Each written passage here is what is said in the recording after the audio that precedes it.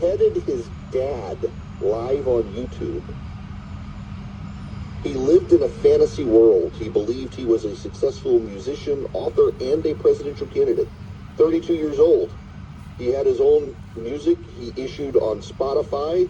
He wrote fiction and nonfiction books, including biographies written by himself in the third person, praising his genius, covering conspiracy theories and dystopian scenarios with eerie characterizations to himself. He's in custody in Pennsylvania. He displayed his father's head in a YouTube video where he detailed his politically charged manifesto. He proclaimed himself the Messiah and urged relatives of federal employees to murder them.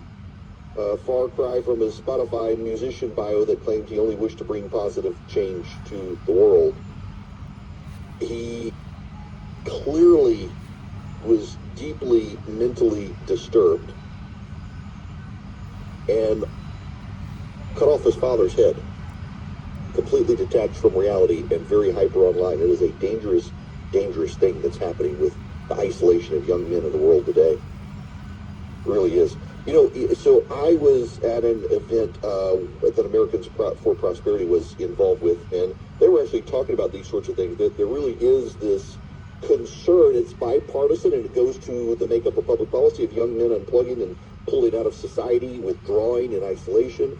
And there are a lot of good actual solutions out there in engaging people in civic activity and pulling people out of their comfort zones to try to get them back in society. Americans for Prosperity has been studying this stuff. And you know, one of the things that actually works is school choice.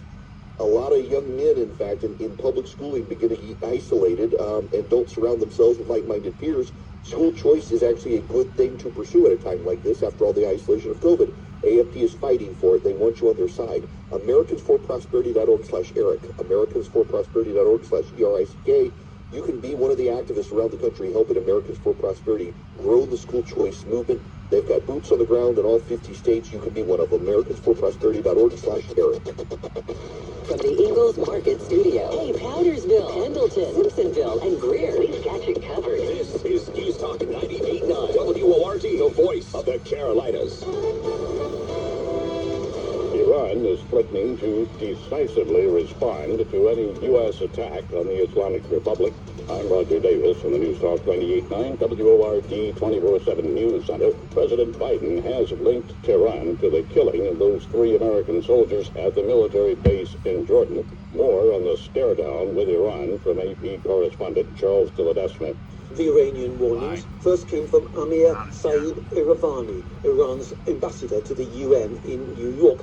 The US has signaled it's preparing for retaliatory strikes in the wake of the Sunday drone attack, but there are concerns that any additional American strikes could further inflame a region already roiled by Israel's war on Hamas. I'm Charles Deladesma. On Capitol Hill, the House could vote next week on whether to impeach the Secretary of Homeland Security. The ayes have it. Lawmakers debated until just after 1 a.m. this morning before members of the Homeland Security Committee voted along party lines to recommend 2 articles of impeachment against Homeland Security Secretary Alejandro Mayorkas. Republicans argue Mayorkas has lied to Congress about the border being secure and refused to enforce immigration laws. Jennifer King, Washington. I'm Roger Davis on the Eric Erickson Show on News Talk 98.9 WORD, the voice of the Carolinas.